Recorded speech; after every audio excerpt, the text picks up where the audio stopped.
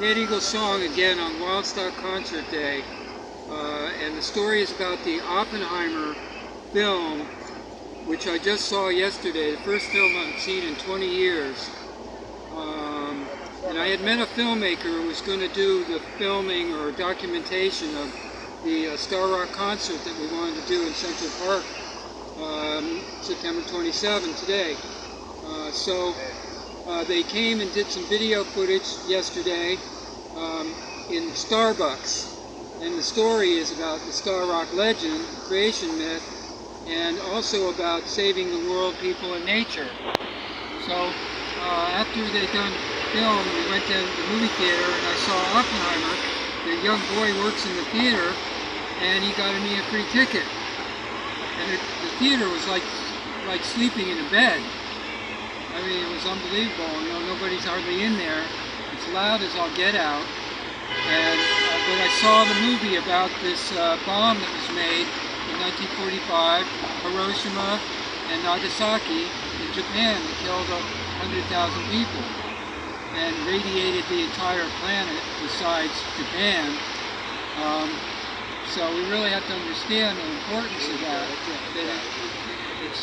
They're trying to prevent war by setting off a bomb, which they did, but they didn't stop war at all. As a matter of fact, they increased the war on wars, and that's the story. But what's funny about it is that I'm sitting there watching the movie, and I had a dream about a month ago.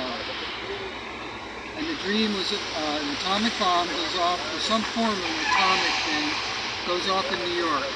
And you're going to have to stop it for me for a second, on the right side. So the dream is this bomb goes off in New York. Now I'm living in Florida, but the bomb is like an atomic bomb, so to speak. And then I was in Hawaii, kind of viewing that the bomb had gone off. It wasn't like I was in New York, although it looked really close when I was looking at it.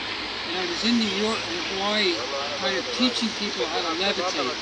That means to get out of your body or rise above, which is the symbolism of rising above and getting beyond creation and beyond harm.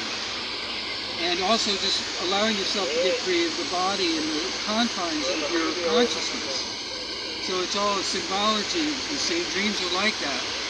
And if you can go through the censor that blocks what dreams are really about, you can actually recognize what true reality life is.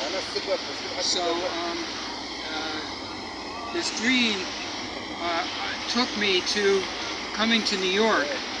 And the reason that I came to New York was I was going to go to San Francisco, but I had to change plans. And we had a earthquake come through where I live in, not an earthquake, a hurricane. Level 3 hurricane came through right overhead, over our house, and we had no damage on the house. And it leveled like power lines cut in half right across the street.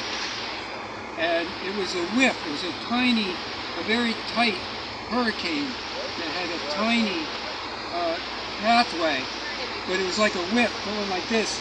You need to get out of here, boy. You need to go. And so we wanted to get a rent-a-car to go to New York, and I couldn't get it.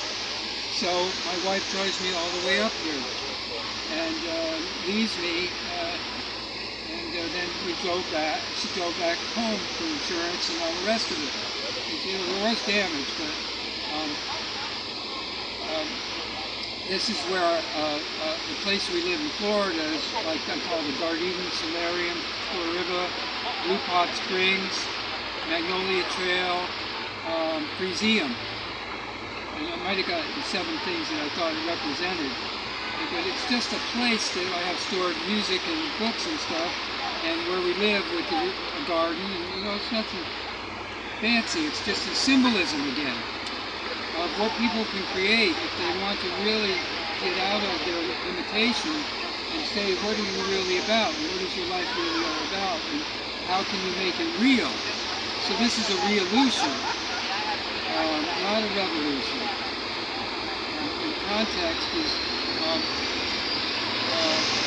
to not just to recognize your environment, but to recognize yourself within the environment, within a real environment, which is really much, much more than we think.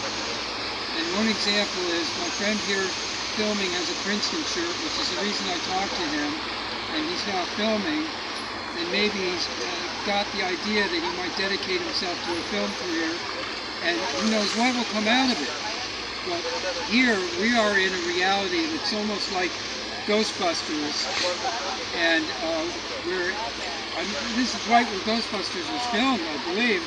I mean, one of the major scenes, which is interesting because my stepson is a huge Ghostbuster fan, and he's on the autism spectrum and so forth, still lives with us, and you know, great person and kid, but you know, has some of those conditions, and but the point about the Ghostbusters, when we came to visit, only time I've been back to New York in 30 years, we went to the Ghostbusters place. The first time we came through the tunnel, we came out, we were right at the Ghostbusters house, and I made a video or pictures that were not right, that they had this big white hand, looked like a ghost hand, all huge, in front of the Ghostbuster house. I'm not kidding you, I've got the pictures to show. It was like, whoa, what's going on here? The simulator is what we're talking about. We are in a simulator like Neil deGrasse Tyson is talking about. He has some references to it, but they all use these universal references of planets and so forth. And the deal is, okay, there's a whole subject in there, but it's not important what happens on Alpha Centauri. So what?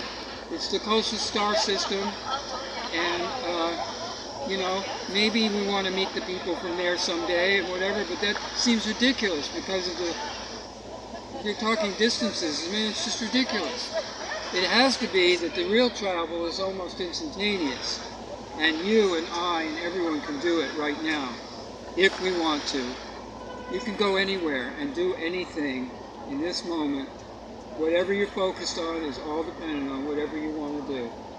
And also your choices. That's the thing. Everybody's made choices, and now they say, well, I made my choice, I want to stick with it.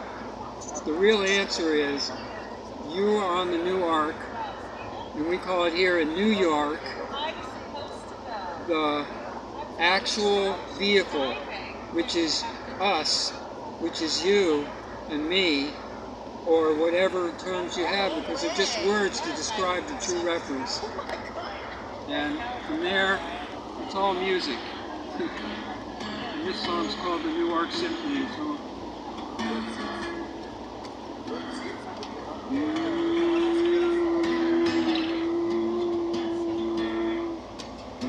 and to open up your vision, you just sing New You.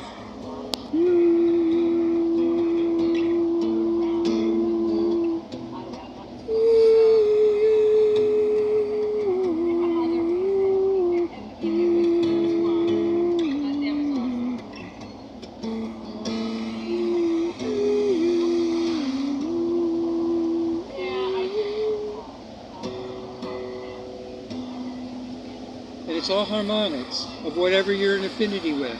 So New You's a secret, let's say, but not really. But what I mean is that right now it's a direct current, AC/DC. Plug it in, and whenever you want to do to remember who you are, your past lives, or if you want to find out what you're up to or what's really going on, you use New You, let's say before you go to sleep. You don't have to do it like a chant. It's not religious, it's not business, it's not science, it's not anything. Except for maybe right now, it's really the direct current. And from then,